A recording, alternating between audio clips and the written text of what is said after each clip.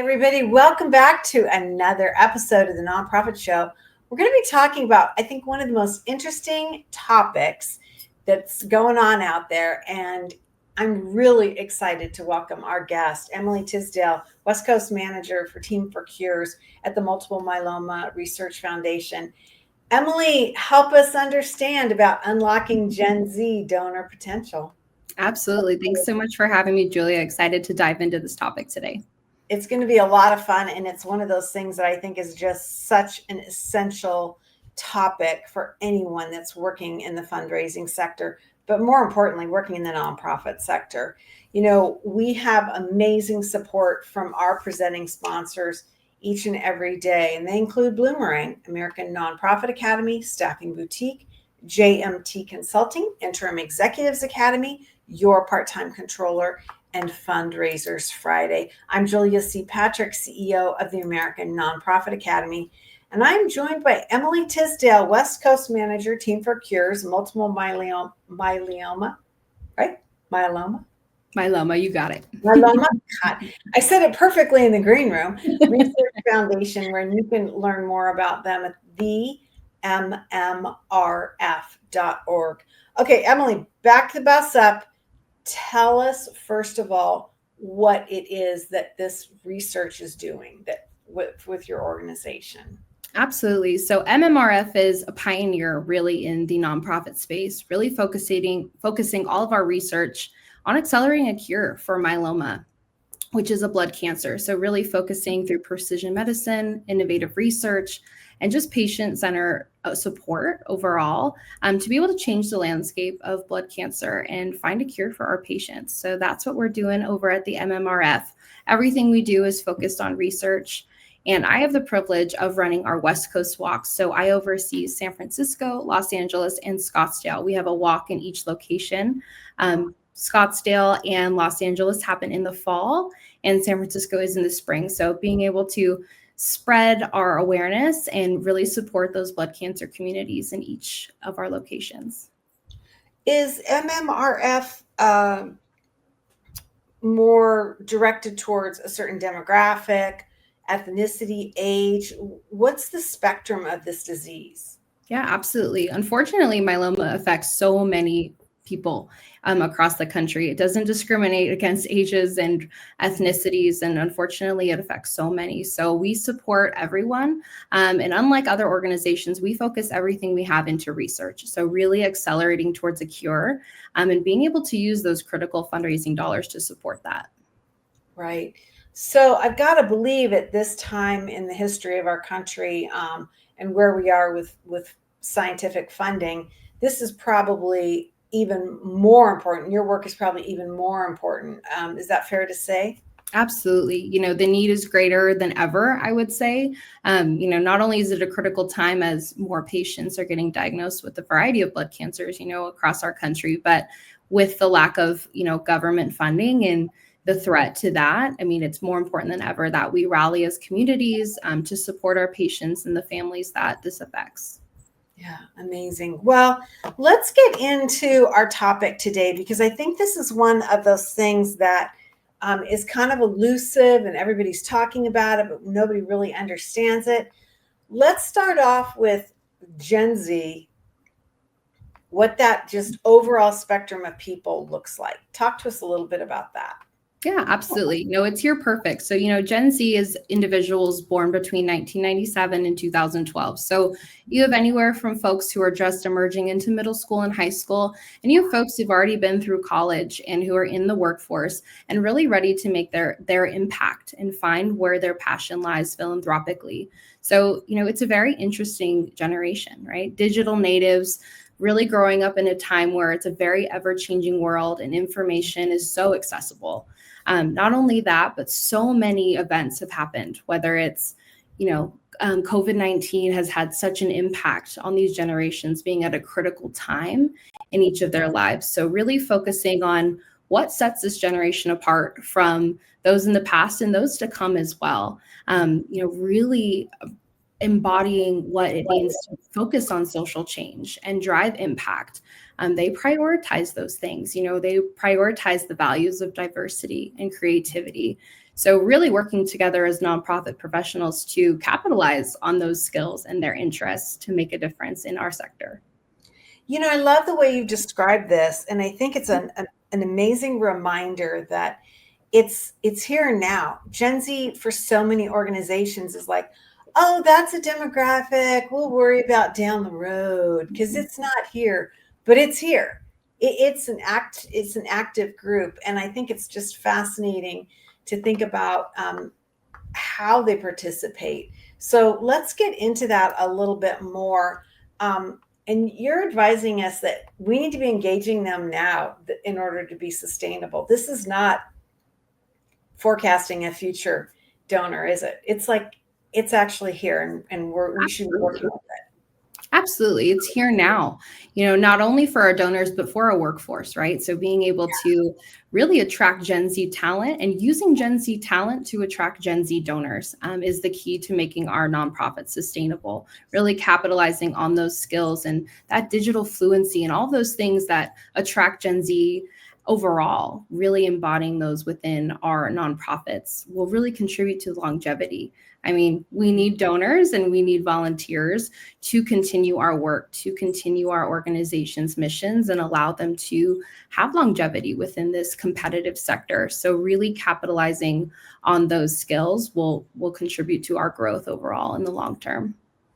I love that you brought that up about the segment of the labor, because we don't often talk about this together, the labor and the philanthropic aspect. And so fascinating that you would help tie that together for us, because I agree, this is how we attract more interest in general. We attract champions to a cause internally. So I love that you kind of helped loop us through that.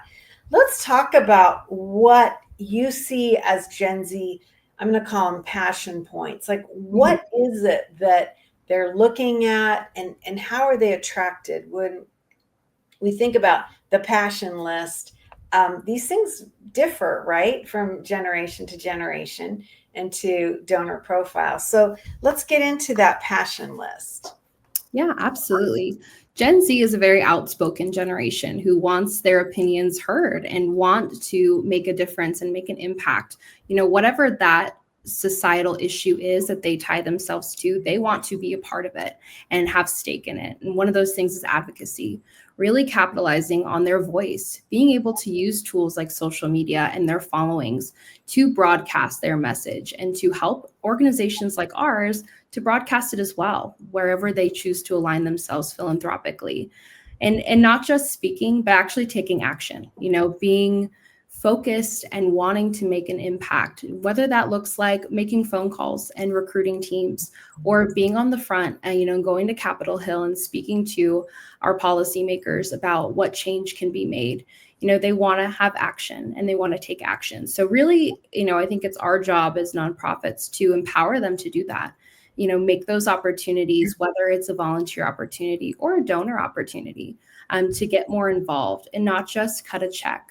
I would say this generation is not transactional. They don't want to just cut a check and sit back. They want to be a part of that change. So really inviting them on that journey to be a high impact volunteer, I think is so important. So let's drill down a little bit, because I think of this generation as being so impacted by COVID, and that in essence robbed them of social interaction in person, IRL events. I mean, from school dances to classroom discussions to playing soccer, everything, even within their own families, that got stripped out. How do they take that lack of socialization, if you will, and move it towards impacting in the nonprofit sector, where oftentimes you have to communicate, IRL? Or has it moved them to become more efficient in the digital nature of communication? Absolutely. I do believe that it's, allowed them to just be more efficient in their nature of how they work, and find new opportunities and ways to engage. I think it really supports for, organizations that have remote markets that don't always have volunteers that sit within. A lot of our young volunteers, they're comfortable, texting, making emails, making posts. That's where their comfort lies. So I do think it's different than in generations past. They're not going to go door to door. That might not be where their comfortability lies. But I do believe that as nonprofits, we can shift our strategies to allow them to be high impact volunteers just in a different way than before. Yeah, I like that you said that. It's high impact, but it's in a different way. We'll get into this a little bit later, but do you see that this is going to be something that changes, that they will all of a sudden want to have more IRL events and be together? Or do you think that this pattern of digital communication is still going to just be so baked inside of their behavior? I think both. I think it'll be very baked inside their behavior, for years to come. I think it's in our DNA at this point. But I do believe, as folks enter the workforce and you're forced to have more communication, right? You're not allowed to always, in every role, hide behind the screen, whether it's in a meeting, a Teams meeting, having retreats, things like that. I think our workforce is doing really well at being able to, really speak to this generation and make everybody step outside their comfort zones a little bit. So I think as we target the younger generations, yes, they will, need us to take those approaches a little bit different. But I do think over time we'll get back to a place where it's mostly digital, but it has those elements of human interaction too. When you look across the landscape of one of your walks, and I mean, we're talking thousands of people, can you readily identify a movement towards or away from this younger demographic? I mean, in essence, you look out, do you see Gen Z participating in these walks? Because that is an IRL event versus doing something else that maybe is more digital. Yeah, absolutely. I would say looking at the peer-to-peer fundraising walk space, you see a wide range, of patients who are affected who may be from an older generation, and then their younger family members supporting them. I think that's what's really beautiful to see, is that it's a whole family environment, and the whole family comes along. And even when you look at our corporate teams that participate, well, you have a wide range of generations within the corporate field that come and participate too. So I think it's beautiful to see that even our older generations are inviting Gen Z to come and participate and take a stake in an organization, and not just MMRF, but so many who do these peer-to-peer fundraising walks. I can speak from prior experience. I've had a lot of teams from the college, University of Arizona, come participate, and seeing those young Gen Z members really take a stake and declare their philanthropic interest with an organization, and then make it meaningful, not just a bake sale on campus, but really understanding what that mission is. And I think that's what's important about Gen Z, is they want the buy-in. They want to understand the mission. They want to have those mission moments, whether it's hearing a patient testimony or being able to see it in their community. They want to feel that impact and that connection to the mission. Very interesting. I also, I've got to believe that because this is a research scientific piece, they're probably much more, and this is just an assumption on my part, so set me straight, they're probably much more focused on impact and saying, where was it that we started? Where are we now? What are you studying? I mean, are they drilling into what's going on? Absolutely. And wanting to know the impact on a local level, right? Wanting to understand, okay, where is my fundraising dollars going? And I think that's really special, because in my younger years of volunteering, I always wondered that too, right? You work so hard to fundraise and grow your team, and you work to go get sponsorships and all these things to really make an impact. But where does it go and what is it doing? So I think that's a really beautiful thing too of Gen Z, is they want to understand the why. Why are we fundraising and where is it going? And how is, my dollars that I'm fundraising making a difference? And yeah, they do want that buy-in as well. I love it. Let's move on to their interests. And this is really, I want to frame up this part of the discussion in terms of strategy. Like, how do you keep their interest when you're working with a Gen Z demographic and you're engaging them in a walk, which is an event? That's one thing. But then how do you keep them moving forward along the journey of being a donor? Like, what does that look like? Because I've got to believe it's different. Absolutely. Yeah, I think it goes back to really just meeting folks where they're at, speaking to that generation. And that digital fluency is all Gen Z all the time, right? So really capitalizing on our digital tools and not just the standard standalone post, but I think being creative with our outreach, not only with mass marketing and all those other tools that we all can use, but really taking to LinkedIn and Facebook and Instagram and X and all of the beautiful platforms that our Generation Z finds themselves on, and really making ourselves known, understanding, okay, how can we promote our mission? Maybe it's sharing a patient testimony, maybe it's sharing pictures from our walk and inviting them to come join. But I think being creative in our approach and just not being afraid to be innovative and try new things. I think that's a great quality of Gen Z, is that they are always able to embrace new perspectives and fresh ideas. And I think we owe it to them to do that as well in our outreach attempts and ways to just keep them informed. I think that's a huge part of Gen Z as well, is they want to be in the know and they want to understand what's happening. So if there's a mission win, share it. I think if we're able to fund a new research project, let's, scream it from the rooftops. Really just embodying those Gen Z values in our outreach attempts too.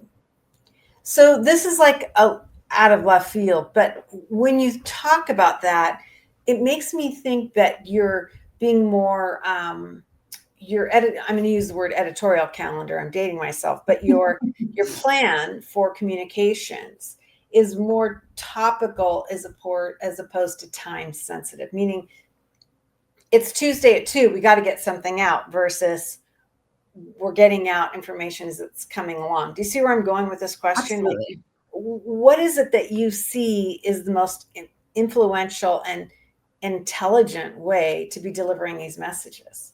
Absolutely. I think it is that shift, and I think I've seen it firsthand where, okay, let's make a schedule, Right. let's do Thursdays and make sure they're getting the same message at the same time every week. Well, I think it needs to be a little bit different and a little bit more intentional with our messaging. We might miss a week because nothing, huge happened that is worthy of sharing.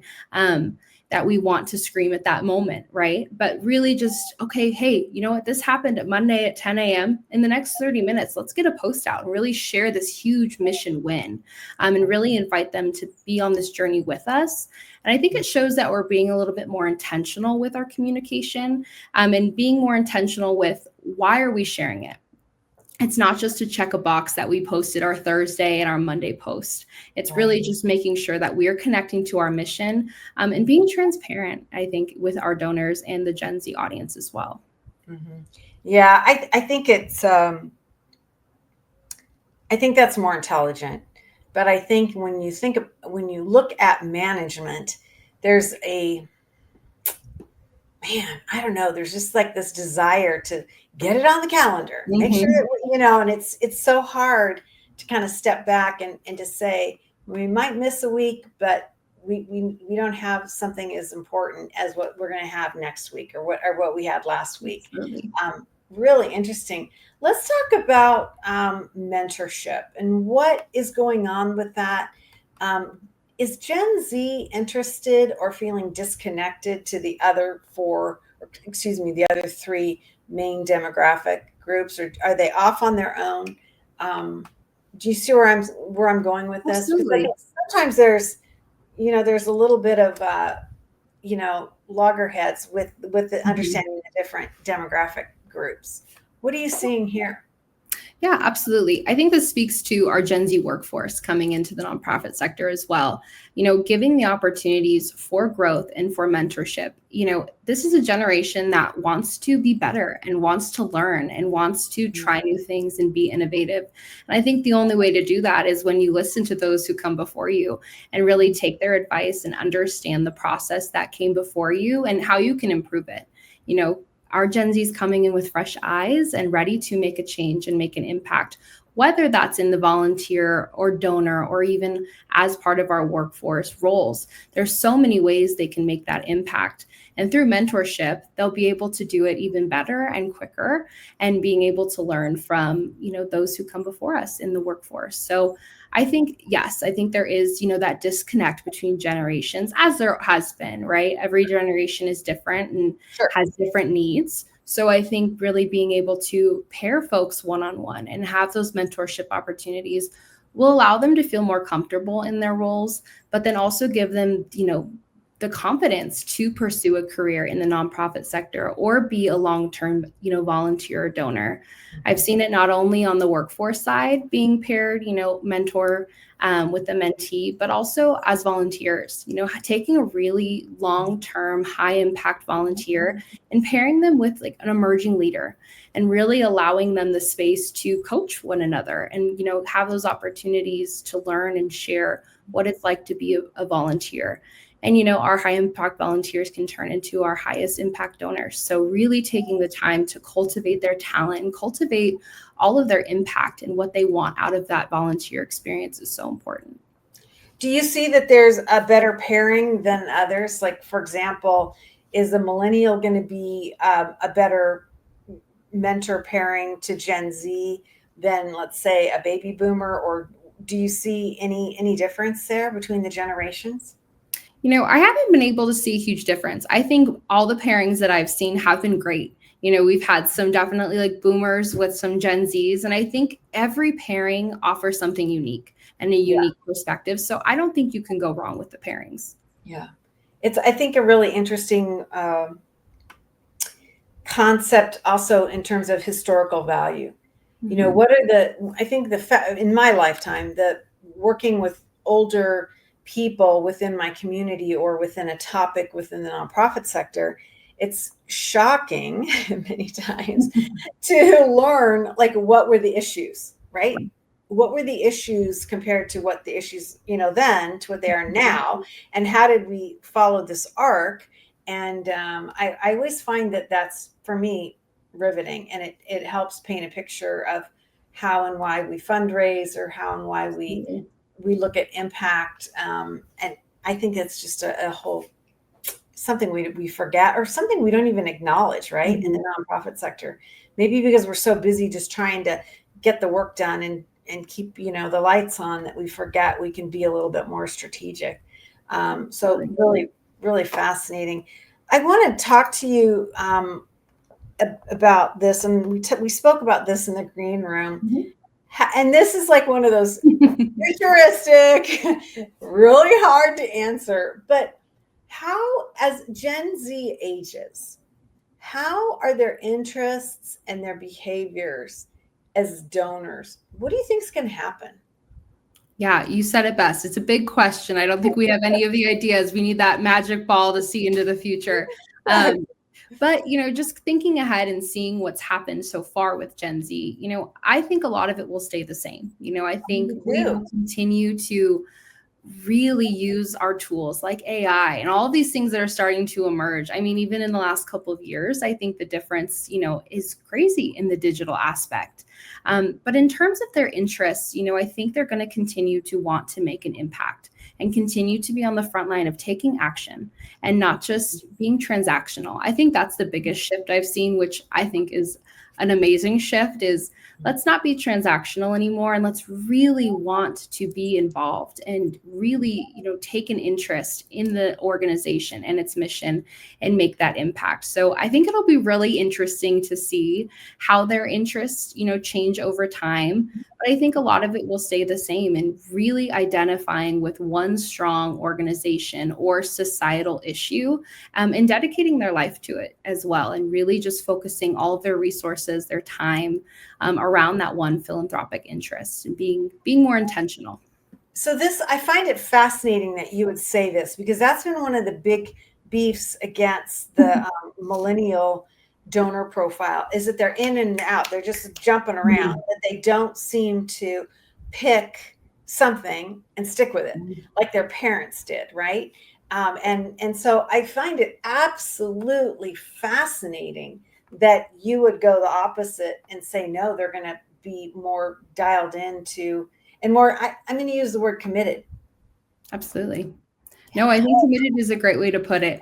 I think it's being able to, see all of the things that are happening around us and, in society, and really identify with one strong mission focus area. So I do think there'll be less of that flip-flopping around and picking or donating $25 here and $25 there. I think it's really more of a dedication of time and like you said, commitment, and really being committed to one societal issue, and just dedicating everything they have to it. Right. Well, and I think we forget, we often use that phrase, time, treasures, and talents and all that. But where we start, generally, as we're moving into adulthood, we don't have the cash, but we have the passion, and oftentimes we make the time. And I think we forget that can turn into cash, right? It's a cultivation piece. And so you can't just look at, what's the bottom line on the spreadsheet. You got to kind of be a little bit more strategic and say, okay, how is this donor going to age with us or mature with us or engage with us? Because this demographic is so completely different. Absolutely. And I think you said it best, really taking the time to cultivate those relationships. While your Gen Z population right now might just be high impact volunteers, they might just be willing to show up and dedicate their time and help make phone calls and all of those things that make a great volunteer. That's where they're at right now. Let's meet them where they're at and really dedicate our resources to supporting them and cultivating that talent, because one day they could be, your annual giver. They could be anything.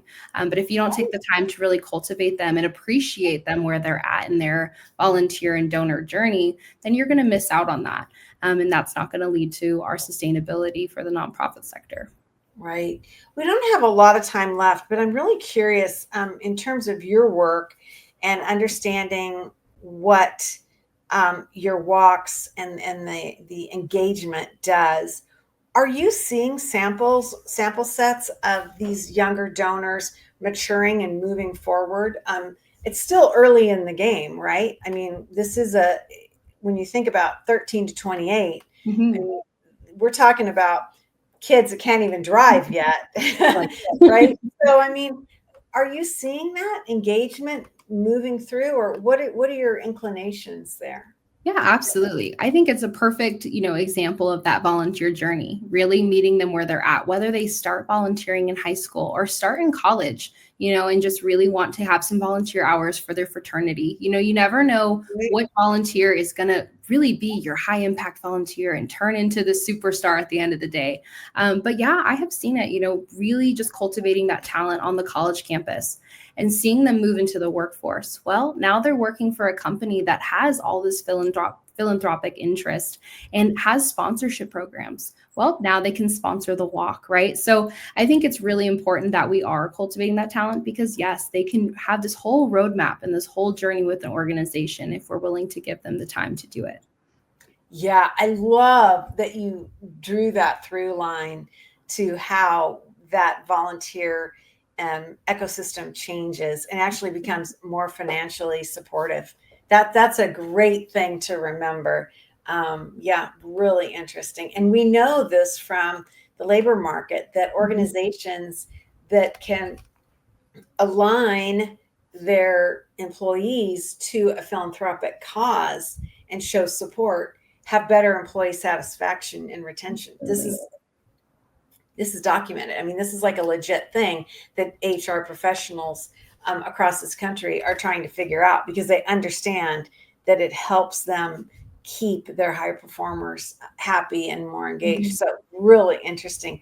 Well, I have loved talking to you. It's really been fun.